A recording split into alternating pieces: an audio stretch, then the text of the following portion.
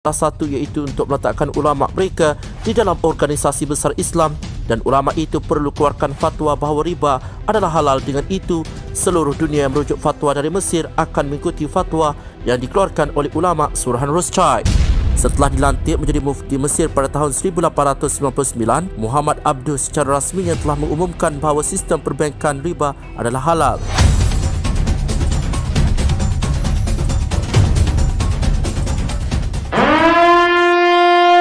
Menyingkap kembali sejarah bagaimana Freemason meletakkan orang-orang kepercayaan mereka menjadi nak masuk ke dalam Universiti Al-Azhar Mesir, dan motifnya harus dilihat dahulu dari segi sejarah bagaimana organisasi elit Yahudi itu boleh bertapak di Mesir. Tetapi kenapa perlu kaji tentang Mesir sedangkan organisasi berkenaan ada di kebanyakan negara di dunia termasuk Malaysia? Kerana Mesir adalah strategi halus Freemason menguasai umat Islam. Menguasai Mesir bermaksud menguasai hampir separuh pemikiran umat Islam di dunia ini. Kira-kira 300 tahun dahulu, Mesir bukanlah sebuah negara yang menjadi rujukan para ulama di seluruh dunia, tetapi kini fatwa Al-Azhar dirujuk oleh hampir 1 bilion umat Islam. Untuk menyingkap bagaimana ikon ekonomi Yahudi, Rothschild menguasai Mesir adalah melalui strategi ekonomi yang boleh dilihat pada permulaan kejatuhan Mesir. Rothschild adalah ketua persatuan elit Freemason yang merupakan permodalan elit terbesar yang menyusun sebaran konspirasi, peperangan, penjejahan, wabak dan permainan ekonomi dunia. Era 1860-an merupakan tahun kritikal kejatuhan Mesir ketika di bawah pemerintahan Ismail Pasha. Memandangkan Ismail Pasha mendapat pendidikan di Eropah serta mempunyai keinginan yang kuat untuk melihat negaranya maju seperti negara-negara di Eropah, maka kesempatan ini telah dipergunakan oleh Rothschild melalui ejen-ejennya yang berada di Mesir untuk melaksanakan perancangan sulit mereka. Dalam bahasa mudahnya, Pak Rothschild perangkap Mesir dengan kewangan dan tujuan utamanya adalah satu, iaitu untuk meletakkan ulama mereka di dalam organisasi besar Islam, dan ulama itu perlu keluarkan fatwa bahawa riba adalah halal. Dengan itu, seluruh dunia yang merujuk fatwa dari Mesir akan mengikuti fatwa yang dikeluarkan oleh ulama Suruhan Rothschild. Jom kita susuri satu persatu bagaimana Mesir jatuh sehingga Rothschild mempunyai kuasa pada pemerintahan Islam Mesir sehingga mampu malah berkuasa meletak mufti mengikut pilihan Rothschild yang penting keluarkan fatwa riba adalah halal. Permulaan kejatuhan projek pembinaan terusan Suez di bawah pemerintahan dinasti Ali Pasha telah dikendalikan oleh jurutera dari Perancis iaitu Ferdinand de Lesseps. Kos projek ini juga telah meningkat sehingga berjuta-juta pound pada setiap tahun akibat dari peperangan. Dengan itu, Mesir mula memohon pinjaman hutang dengan bank-bank rangkai Rothschild. Berikut adalah beberapa senarai pinjaman kewangan yang telah dilakukan oleh kerajaan Mesir. Tahun 1862, ejen Rothschild di Mesir, Herman Oppenheim, telah membantu Said Pasha untuk mendapatkan pinjaman kewangan daripada Bank Eropah bagi meneruskan projek pembinaan terusan Suez. Tahun 1864 pula, pinjaman kewangan untuk kerajaan Mesir sebanyak 5,700,000 pound telah diteruskan lagi. Jumlah yang diberikan kepada kerajaan Mesir hanya berjumlah 4,660,000 pound sahaja kerana bunga atau interest telah ditolak oleh pihak bank dari awal lagi. Tahun 1866 sehingga 1870, kerajaan Mesir telah membuat beberapa pinjaman kewangan untuk projek mega mereka berjumlah hampir 12,223,000 pound dengan kadar bunga yang amat tinggi dan diluluskan begitu mudah dan sudah tentu ia satu perangkap. Lebih menyedihkan, semakin hari semakin tinggi permohonan hutang dibuat oleh kerajaan Mesir. Pada tahun 1868, Mesir membuat pinjaman sebanyak 11,890,000 pound dengan kadar bunga yang amat tinggi. Lebih mengejutkan, 11 Jun 1873, tanpa takut dan berfikir panjang, kerajaan Mesir membuat pinjaman sebanyak 32 juta pound dengan kadar bunga tahunan yang paling tidak menasabah iaitu 20% tahun. Pinjaman ini juga merupakan jumlah pinjaman terbesar yang dilakukan oleh kerajaan Mesir di sepanjang pemerintahannya. Berkenaan dengan pinjaman kewangan dilakukan dengan jumlah yang begitu banyak ini, Ismail Pasha yang turut menggunakan pinjaman kewangan tersebut untuk menampung kos kehidupan mewahnya, boleh menjadi leka dan hanyut di dalam keseronokan menghabiskan wang dengan usaha permodenan yang boleh memberikan publicity kepada pemerintahannya. Pinjaman kewangan dilakukan secara terus-menerus saban tahun oleh pemerintah kerajaan Mesir telah mengakibatkan hutang negara meningkat dengan begitu mendadak sekali sedangkan pendapatan negara tidaklah seberapa.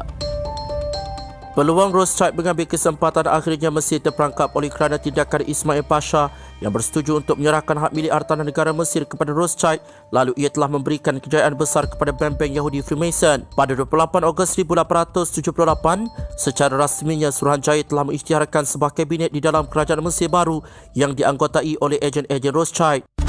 Apa yang lebih menggemparkan dunia tentang perancangan Rothschild ini ialah pada tahun yang sama juga, kerajaan Empire Khalifah Turki Osmaniyah telah diisytiharkan bankrupt di atas sebab yang sama, iaitu ketidakmampuan mereka untuk membayar kembali pinjaman hutang-hutang kewangan yang dilakukan pada bank Rothschild dan menjadikan kerajaan Turki Osmaniyah sebagai empire kegemilangan umat Islam terakhir yang tumbang kerana terjerumus ke dalam sistem perbankan Rothschild yang penuh muslihat dan tipu daya.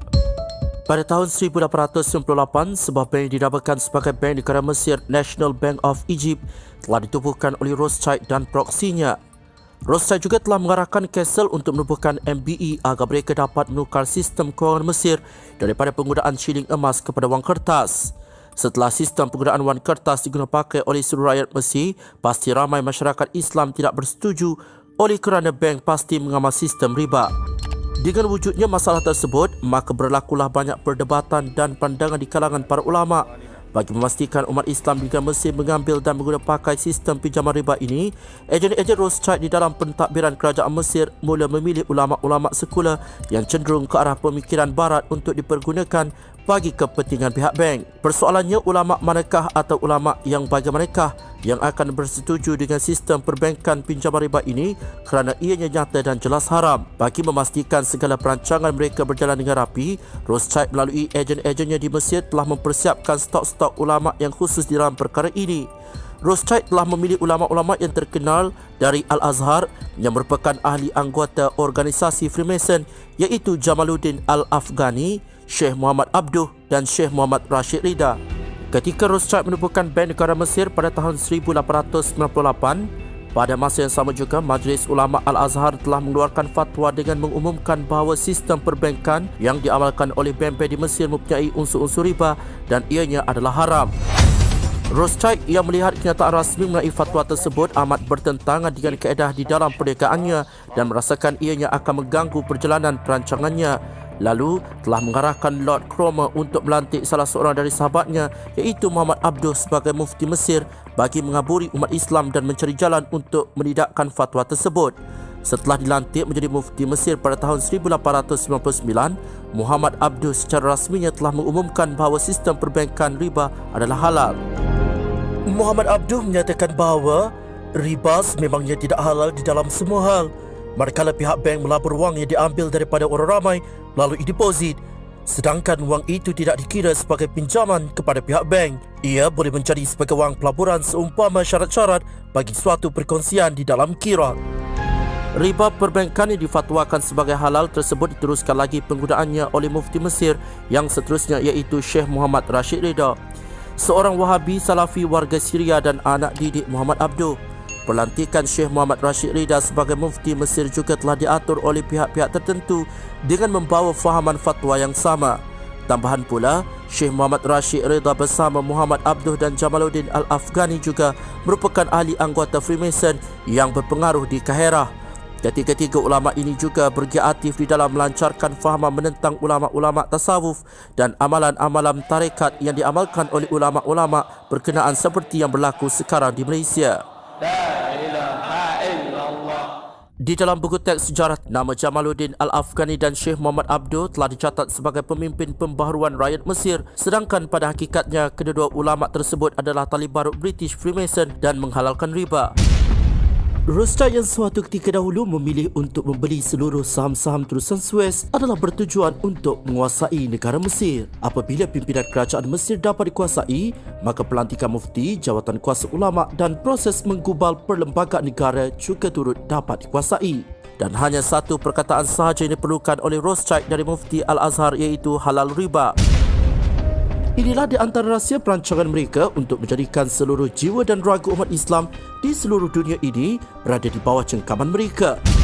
Rothschild telah memperkudakan mufti Al-Azhar kerana ia mengetahui bahawa seluruh umat Islam di dunia ini lebih tertumpu kepada pandangan para ulama Al-Azhar, dan menguasai mufti Al-Azhar bermaksud menguasai fatwa umat Islam di seluruh dunia. Majlis Fatwa Mesir sendiri iaitu Darul Ifta adalah sebuah majlis propaganda yang dibina sendiri oleh Rothschild untuk menentang fatwa para ulama Al-Azhar lain yang bersifat bebas. Majlis fatwa ini diwujudkan bagi memporak-perandakan pegangan, pandangan dan pendapat umat Islam.